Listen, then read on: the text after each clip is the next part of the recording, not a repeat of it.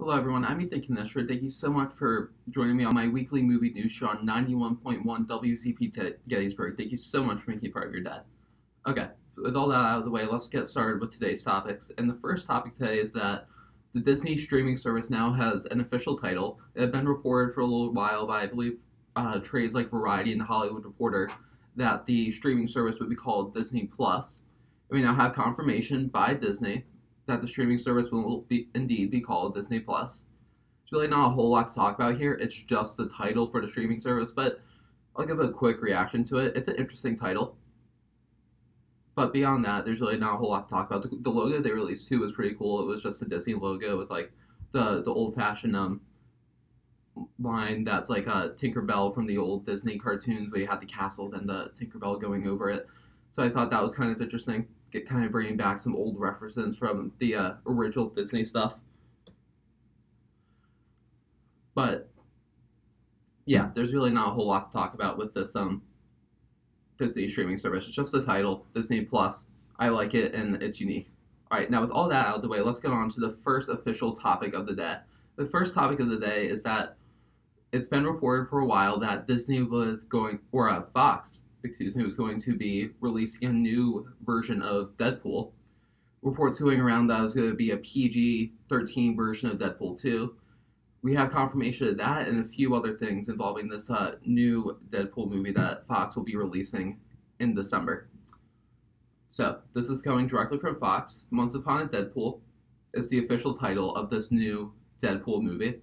It'll play in theaters for around the country for a total of 12 days, and the movie will open on December 12th and run through Christmas Eve. Couple of things here. One, they are clearly going for a Deadpool Christmas special kind of vibe to it. There's a couple of things that give that away. One of which is the poster. The poster clearly shows it's Fred Savage, and for those of you who don't know, Fred Savage is the kid who plays the sick kid that's in The Princess Bride. His grandfather is reading him a story. Kind of closed narrative. You see the grandfather reading this kid's story, but then the actual plot of the movie takes place within the story world. And then it keeps flashing back to the grandfather and the kid talking, so stuff like that. So, Fred Savage, back in this movie, with Deadpool. If you look at the poster, you can see Deadpool and Fred Savage are on a Rudolph-looking kind of reindeer about to take off. I got a really big kick out of seeing that. So this poster obviously confirms a couple of things, one of which, Fred Savage is in the movie. Ryan Reynolds did post a picture a few months ago with him and Fred Savage, like, recreating that iconic scene from The Princess Bride. It led people to speculate, are they going to do a closed caption like they did with The Princess Bride? But there was really no confirmation. Ryan Reynolds was just like, what do you think? Just speculate. But now we have official confirmation. Fred Savage is in the movie. It's going to be closed caption. Ryan Reynolds and Fred Savage shot for about a day, just shooting all these closed caption scenes, which I think is really cool and interesting. And I just want to know how they're going to tie this into a Christmas kind of theme, because clearly they're trying to make it a Christmas special kind of movie with having Fred Savage and Deadpool riding on a reindeer. I mean, you can't get any more Christmas than that. Having the movie run for 12 days of Deadpool, 12 days of Christmas. So I can't just help. I have a feeling, my gut feeling is that there's a little bit more re-editing to this movie that's really being led on to us. Look, you don't re-release this movie in just a PG-13 cut and add a couple of scenes. That would be a total waste of money, and I really don't think very many people would go see it. But you add this closed caption to Fred Savage, you add a couple more Christmas-themed elements, I think you could have something really special, and I'm going to be really curious to see what they do. But my gut feeling is that there's a bunch more scenes that they've shot, or Ryan Reynolds specifically has shot, that make this movie a little bit more of a Christmas theme. I really don't know, but we'll just have to wait and see. And then the other thing that really cracks me up with this official post by Fox, so Fox obviously put the poster, but their caption on their official Twitter page that Fox put below the poster was, on December 12th, there will be 0 Fs given. A couple of things here. One of which is that clearly Deadpool 2 was a hard R movie, which means it had some very foul language. There are a lot of F-bombs dropped in that movie. But if you go for a PG-13 movie, you can't necessarily do that. There's strict rules that the MPAA has against foul language in films. So obviously, Fox is going to have to censor a lot of what Deadpool did in that original movie, in the original cut of Deadpool 2. What are they going to do? They're going to take out all the F-bombs, because that would clearly improve the rating of this movie. You can't have Deadpool dropping F-bombs. That would be PG-13. You can only drop one F-bomb in a PG-13 movie. So clearly they're being literal in the sense that no Fs will be given, because there will be no F-bombs in the movie. But also, like, I kind of get the feeling that Fox is like, well, we don't care what you think. We don't give an F. So I think they're kind of doing a dual, having that sentence being dual things. One of which, literally, there are going to be no F-bombs in this movie. And also, we don't care what you think. We're going to release this movie because we think it's going to be funny. I just think it was kind of funny. I know it's not really a huge big deal and a whole lot to talk about, but I just thought that was a lot of fun and kind of in line with the Deadpool marketing that we've seen in the past. And honestly, I never thought we'd see a new version of Deadpool like what they're doing now with a PG-13 cut. I thought Fox made the decision, okay, this is going to be rated R. We're going to stick with that rating. But now we're getting a PG-13 Deadpool, which I'm excited for. I know there's a lot of people online. It's like, what's the point of this? What's the point of this? And I'm like, it's just for fun. It's Deadpool. Don't think too much about it. It's just going to be meant for a good time. There's really not a whole lot of deep significance behind this. It's just meant to be a good time. And the other important thing that this movie actually is, that I should have mentioned up front, is that Ryan Reynolds actually tweeted out, I believe it was Ryan Reynolds, someone tweeted out that $1 for every movie ticket bought for Once Upon a Deadpool will actually be sent to the charity F Cancer. Now, for those of you who don't know, F Cancer is a charity organization that fights to, that helps to fight cancer. They donate all their money to cancer research. And I think it's really cool. I mean, obviously Fox is releasing this movie to get a little bit of extra money from Deadpool being such a well-performing property, being in the Christmas season, all the stuff like that. But they obviously have an ulterior goal to help people, which is something kind of rare that you don't see these days. You don't often see these big companies stepping up and doing something important like donating money to cancer research. I think it's very impressive that Fox is taking the step to donate $1 for every movie ticket to F Cancer. I think that's really cool, and I think that's an important thing to note. Okay, so with all that out of the way, let's move on to the next topic of the day. And the next topic of the day is that a Shrek 5 is now in development, and there's a few quotes that the studio put out that I want to read. There's such a tremendous amount of fun to be had in that world, but it's a high bar to find a story that's truly world. You want to find something in the narrative that really feels like a departure. A couple of things here. One of the main things that I think is important to note here is that this is not, I can't remember the name of the studio that did the original few Shrek movies, but this is not the same studio that did the original Shrek movies. And I think that's an important thing to note for a couple of reasons. One of which is the new studio that now has the rights to Shrek is Illumination. Now, I'll be honest, I have very mixed feelings about Illumination, and them saying they're going to give Shrek another shot makes me a little bit nervous for a couple of reasons. One of which is that I have not been all that high on a bunch of Illumination movies. Look, Despicable Me 1 is great, but that's really the only Illumination movie that's really good, original, funny. You have Secret Life of Pets, which was really not all that great. Despicable Me 2 was okay. Minions was not so good. Despicable Me 3, I honestly didn't even bother to see because it just had no appeal to me whatsoever. I kind of lost interest in that franchise after Minions. So, why should I have faith in them for Shrek? Because Shrek is it's a movie about an animated ogre. I don't want to make it sound like this is the greatest thing since sliced bread. No, it's not. Shrek is an animated movie about an ogre. But the thing that makes the original Shrek so great is the risks that it took. It has a lot of adult humor in that. It has some very meta jokes that I don't believe that Illumination has the guts to go where they need to go for this movie to be good and successful.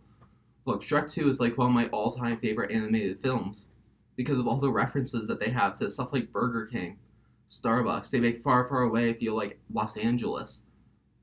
You see all these references to the old Disney cartoons with Cinderella, The Ugly Stepmother, stuff like that. Because Illumination really had the guts to go for it in Shrek, which I think is really necessary in a property like Shrek. Look, not every movie needs to take a risk. Some movies are perfectly fine the way they are. They can be perfectly adequate. But Shrek is a special kind of property, and people have this specific expectation of what to expect when they go into a theater to see a Shrek movie. They expect to see some very meta jokes, to see some sometimes very adult humor, and I just don't know if Illumination can deliver on that because their movies are very status quo. They don't really take a risk. Besides Despicable Me, I thought Despicable Me was really good, but beyond that, they don't try new things. They're not very experimental with their films, which is why it makes me slightly nervous about them making another Shrek movie. I just don't know if I trust them.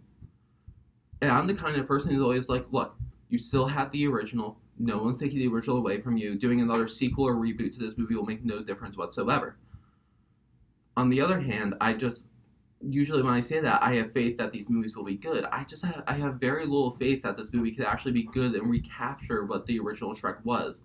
I am slightly concerned they're just going to take it and turn it into another standard animated Illumination movie. Look, is there a possibility that Shrek 5 could be good? Absolutely. There's a very high possibility of that happening. On the other hand, I just don't think that's a likely scenario, judging from the past examples of Illumination. But there is one thing that gives me hope, is that the cast is actually returning. You're going to have Eddie Murphy as Donkey, Mike Myers coming back as Shrek. That's the one thing that does get me excited about this. Look, when I read that they were going to reboot Shrek, I was like, no. You cannot do this movie without Mike Myers as Shrek, as Eddie Murphy as Donkey. Donkey's like one of my favorite characters in Shrek, by the way. But I just thought to myself, you can't do that. These characters' voices are so iconic. When you hear Shrek, you know it's Shrek. And I don't think you could get another voice actor in and recapture that magic from the first few Shrek movies. But then I read the article, and the head of Illumination is saying that they are planning on getting the original voice characters back, which does give me a little bit more faith in the movie. Look, Eddie Murphy knows the Donkey character. Mike Myers knows the Shrek character. So if anyone is going to get this movie back on track and know the beats that a new Shrek movie needs to hit, it's them. The guys that played these characters for such a long time, they can get this movie back on track. They can, I would assume, and I would hope Illumination will allow them to give a little bit of input onto what they think that these characters will be doing. Look, an actor should never be like writing scripts or anything like that, but there's nothing wrong with a little bit of input when you have a new studio, and these actors have been playing these iconic characters for such a long time, so that does give me a little bit of hope. Look, I'm going to see this movie no matter what. But just to wrap this up, I am a little bit apprehensive about the studio that's doing it. But the one thing that gives me hope is that the original voices are coming back. Because when I originally read this, I was like, no way. You can't do this. This is not going to work. But then I read they're getting the original voices back. But the other question I have is, they're saying it's a reboot, but it's not really a reboot. Because follow my logic here for a second. A reboot means that you're starting from scratch. New actors, new stories, none of the previous events happen. But you're getting the original voice actors, so does it not technically get rid of the term reboot right there? I guess not. I honestly don't know what their plan is. Did they misspeak? That's definitely a possibility. Or when they say reboot, are they getting rid of all the events from the first few movies? With Rumpelstiltskin, Fiona, Shrek, and the Swamp, Lord Farquaad. Are they getting rid of all of that and just starting over, but yet keeping the same voice cast? I hope not. Look, the last two Shrek movies were not good by any stretch of the imagination, but the first two have such strong story elements in them. It would be a real shame to get rid of them. Donkey dating Dragon, and then they have hybrid dragon donkey babies. That's funny stuff. Having Shrek and Fiona getting married, all the stuff with the fairy godmother, Prince Charming, all that works. So why get rid of it? Look, I understand the last two Shrek movies were not great, but get rid of those last two Shrek movies and pull like a Halloween or a Terminator. Say, all right, the first two Shrek movies are canon, the last two are not. Have Fiona's dad still alive if you want to. I don't care, but don't get rid of the first two Shrek movies because those are such classic films with such iconic characters and moments. I feel like it would be a real shame to get rid of them. But from what it sounds like, they are getting rid of them. They are doing a reboot, but not really a reboot. They're keeping the same cast, but starting from scratch with the story. I hope that's not what they're going to do, but it does sound like what they're going to do. All right, with all that out of the way, let's move on to the next topic of the day, and that is Toy Story 4. Now, there's a quote that I want to read from Tom Hanks quickly, so I'll just read it right now. The way you record Toy Story is you're in a room with the team that has created it, when I went in for my last day of recording, I wanted to have my back to them because usually you're facing him, so you can look right up and you can talk about it. But I didn't want to see them, and I wanted to pretend they couldn't see me. When I realized they were what they were going for, I realized, oh, this is a moment in history. Now, for those of you who don't know, I really, really enjoy all the Toy Story movies. I think they're great. Toy Story 3 was like an emotional wreck of an ending. With that moment when they're all in the incinerator and they realize this is the end, they all grab hands, embracing their fate as they're most likely about to die, but then they get saved at the last minute. That was a heart-wrenching ending, and there was not a dry eye in the theater. Now we had Tom Hanks coming out saying that he could hardly hold it together as he was filming this last scene. And then a few weeks ago, we also had Tim Allen come out and say they have something very special planned for Toy Story 4.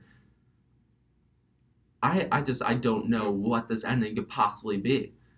You already had such a heart-wrenching, gut-wrenching ending in Toy Story 3. I don't know how you can possibly top that.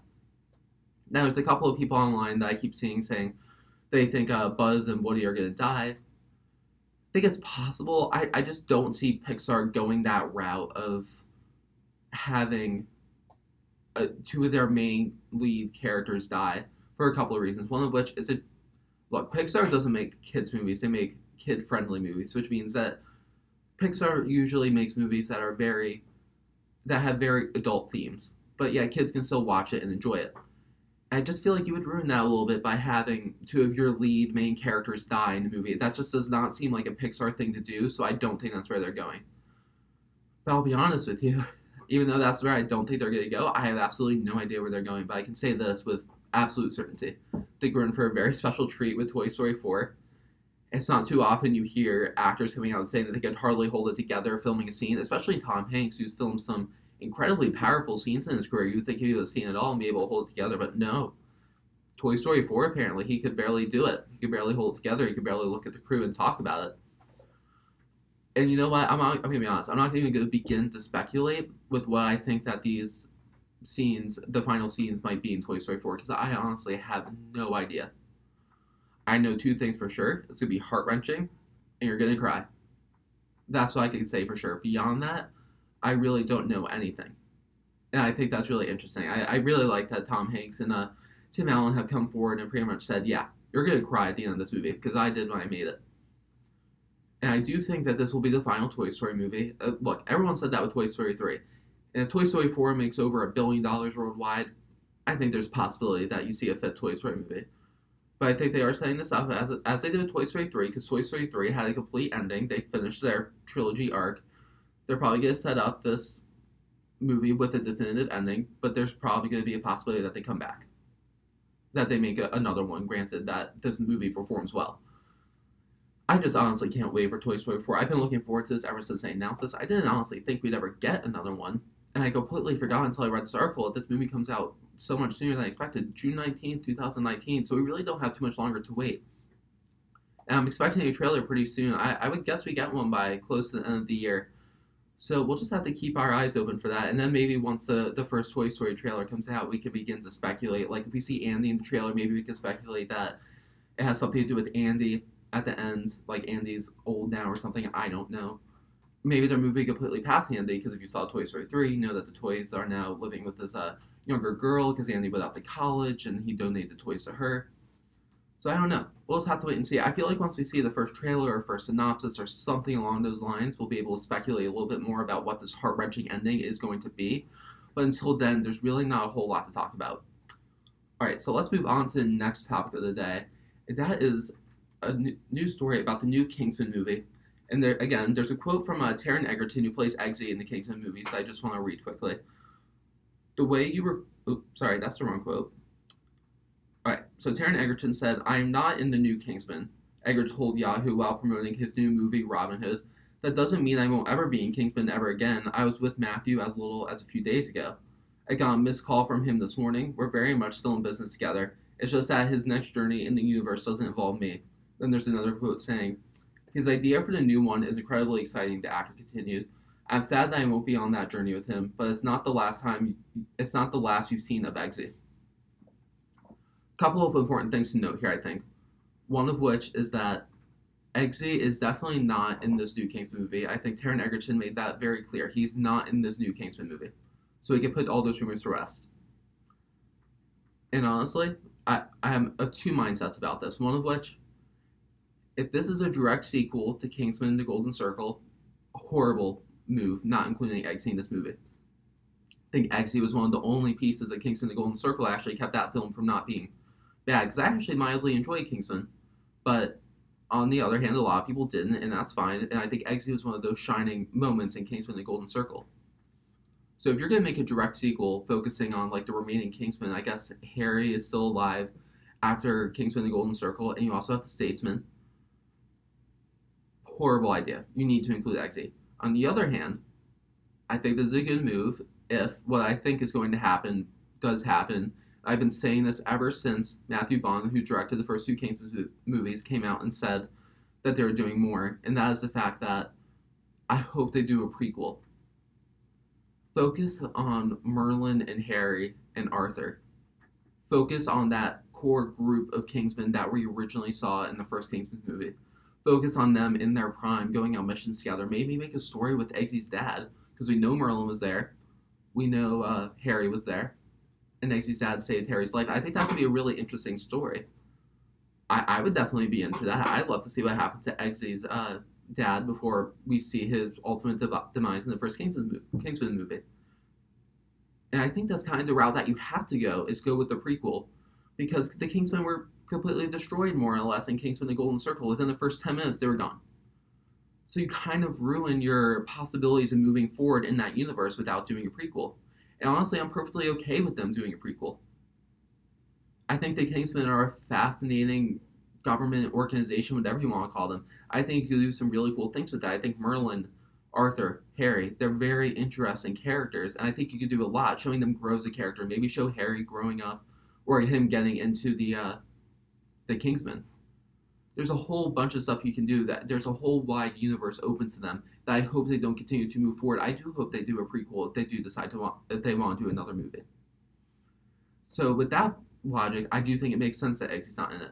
But let's move on to the other statement that he said about, this is not the last you've seen of Eggsy. And I think he's right. I think that there will be another Kingsman movie that has a sequel. Sadly. I do not want a sequel to Kingsman The Golden Circle. I think that they have dug themselves into a hole and cannot dig themselves out with how they handled destroying the Kingsmen in the first movie. So I hope that doesn't happen. On the other hand, now I don't think this is going to happen, but I would be curious to see it. I wouldn't mind seeing Eggsy going out on a solo mission. Or maybe you just see him team up with him and Harry. I don't know. Whatever they do, I do not want to see the Statesman again. I think that was the weakest part of the Kingsman The Golden Circle, and I don't want them going back to that well. There's so much more they can do. So, what I would like to see, if they're going to move forward in this Kingsman universe, have a movie focusing on Eggsy and Harry. That's such a great relationship. It's a great bond. You have some very interesting dynamics going on there. I really do believe you can make a movie just focusing on the two of them. I don't know, there's some mission, some Valentine left something unfinished, and there's a bomb about to explode, so you have Harry and Eggsy going out to stop it. I think you do that very well. You don't have to include the Kingsman, or you don't have to include the Statesman, I'm sorry. But you still have the Kingsmen there. You have two of them. And maybe they go and find some other Kingsmen somewhere. Like, there's a second secret hidden base that nobody knew about. Not even Eggsy, and Harry never got the chance to tell him. I don't know. I think there's a lot of interesting stuff that you can do there. The only thing I don't want them to do is do a sequel focusing on the Statesman, because that was one of the low points in the Golden Circle for me. So the next topic today is that there is now a rumor going around that Darth Sidious, or Emperor Palpatine, is going to make an appearance in Star Wars Episode 9. Just to clarify, before I read this quote, I do not believe this is true at all, and I will explain further after I read this quote. Okay, so on Monday, the host of the Weekly Planet podcast uploaded a new episode where they revealed they were sent an anonymous email from a contact of an also anonymous individual allegedly working on Star Wars Episode 9. The source says that Matt Smith will appear in the film as a young Emperor Palpatine. Follow my logic here for a second. Let me read part of this article again. The Weekly Planet podcast, and honestly, has anyone ever heard of the Weekly Planet podcast? because I listen to a lot of podcasts and I have not heard of them. Where was it? Where they revealed they were sent an anonymous email from a low-level podcast from a contact of an also anonymous individual allegedly working on episode 9. So we not only have one anonymous source sending it to a low-level podcast, we have an anonymous source telling an anonymous source who may or may not be working on Star Wars Episode 9 that Palpatine is going to be in the movie. No. There is absolutely no chance that Palpatine is going to be in this movie. Honestly, if I were to set the over or under at 10%, I'd take the under. This source is so unreliable right now that it's not even funny. You have two anonymous sources. One of them can't even confirm that they're working on Star Wars Episode 9. And it's from a low-level podcast. Look, is there a possibility that the source is true? Yes. It would be not smart of me to think that there's no possibility whatsoever. But if I had to put money on it, I would say no. The odds of him being in Episode 9 are insanely slim for so many reasons. One of which, why would there be a young Emperor Palpatine in Star Wars Episode 9?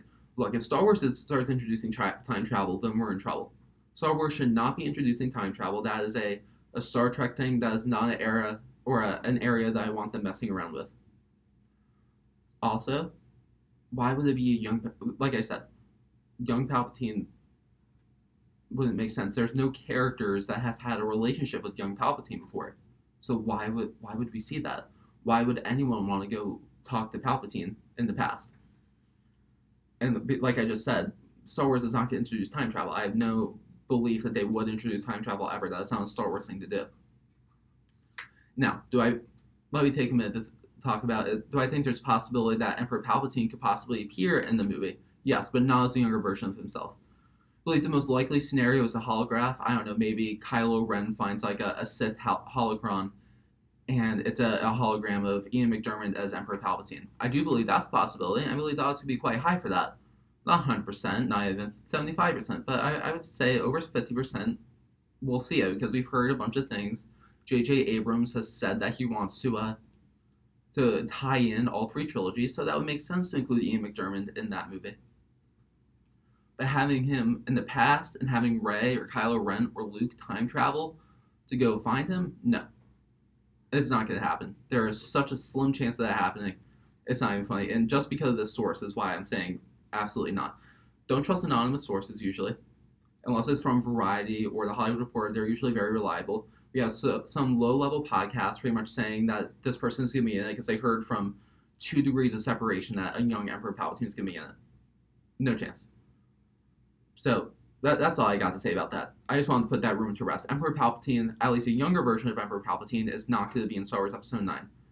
Could he appear as an older Palpatine, maybe as a hologram? Yes. But as a younger Palpatine, no. Okay. So with all that out of the way, let's move on to the final topic of the day.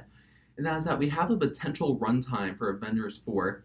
And right now we're looking at about over 3-hour runtime according to the Russo brothers. 1 second. Look, the odds of Avengers Infinity War having a really low runtime are pretty slim. We heard reports going around a few months before, like actually around this time last year, when Avengers 4 was coming out, it was like, it's going to be a 3.5-hour runtime. Obviously, that didn't happen. So that would be a very bad idea for studios to put out a 3-hour movie. You take up more screen time, you reduce the amount of times that the movie can play at a multiplex, so it's not going to happen. At least there's a very slim chance. Look, would I be willing to go and sit in the movie theater for 3 hours watching Avengers 4? Absolutely. But I think you're going to have a really hard sell getting the general audience to go and see it. A 3-hour movie. That is a long time. So I think that the Russo brothers are pretty much saying, yeah, we have a loose runtime right now. It's about 3 hours. Probably not going to happen, so don't get your hopes up that that is what you want. But on the other hand, it is definitely possible. I would not put it past Marvel, since it's a culmination of 10, 11 years of storytelling, that they would release a 3-hour movie. I do think the odds are slim, though. But I do think it's kind of cool that they do have a runtime now. This is the movie has now materialized, if you will. They have a copy of it. They have a cut. It's done. It's finished shooting. They're working on visual effects right now. It's got a long way to go, but it's almost there, and we're almost there. it's kind of cool to think that they have a very, very rough cut of the film that's over 3 hours long. And I would love to see it. I just don't think that we're going to. And then there's another quick story about Avengers 4.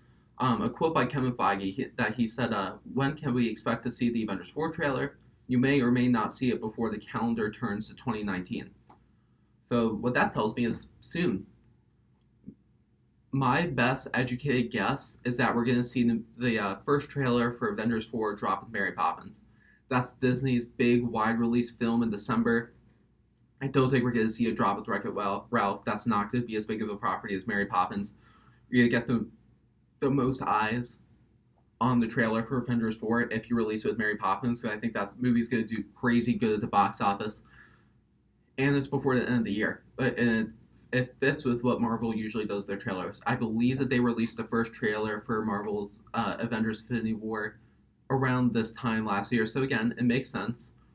I think it's the right time to release it too. 6-7 months prior to the movie coming out, I think is good timing. There's no need to release it a year before. I'm not worried that we haven't seen a trailer yet. I think that even if we didn't see a trailer by January, I wouldn't be worried. But I do think that we will be seeing a trailer soon. Not November, but I do think in December. And Kevin Feige usually doesn't mislead us like that. He's usually pretty honest with whenever stuff is going to come out. So I do have a tendency to believe what Kevin Feige says, and I'm really excited to see this trailer. I just want to take a second to speculate for a second also, because I would assume that whenever we get the first trailer, we're also going to get the title for Avengers 4. Now, what's the title for Avengers 4 going to be? I do believe that there are two distinct possibilities, one of which being Avengers Assemble. I think that would just be a really clever, simple title. Avengers Assemble, the culmination of everything. The Avengers were clearly separated in the first part of this movie, Avengers Infinity War. So what better term than Avengers Assemble? Cap, Tony, Bruce, Hawkeye, Black Widow, all coming together again, assembling again. I think that would be really cool. Another one, Avengers Annihilation, seems to be a very popular theory going around. Now, I'm less likely to believe this one for a couple of reasons, one of which being, wouldn't Avengers Annihilation been a better term for Avengers Infinity War? Now, spoiler alert if you haven't seen Avengers Infinity War yet, but it's been out on DVD and digital for a while now, so if you haven't seen it yet, you really have no interest in seeing it. But the movie ends with the snap. And the Avengers are annihilated. They lose. So that would have been a better title for Avengers 3, I think, than Avengers 4. But it's definitely possible the Avengers have been annihilated, and the prevailing theory going around seems to be that Captain America or Iron Man dies, so they get annihilated. It could work. But the title I really want is Avengers Assemble. I want Cap to say that line in the movie, have all the Avengers come together, and they fight Thanos in one final battle before some major character dies. That's what I'm hoping for, but tell me what you guys think. Comment below and let me know. What do you want to see in this Avengers 4 trailer? What do you want the title of Avengers 4 to be? What are your thoughts on Shrek and everything like that? Just let me know in the comment section on my YouTube channel. And if you're listening to this show on WZBT Gettysburg, please do me a favor and subscribe to my YouTube channel. Just Ethan Cannistra on YouTube. That's Ethan, C-A-N-N-I-S-T-R-A. And if you're watching this on YouTube, please subscribe and like. Leave any comments below. Until next time, goodbye.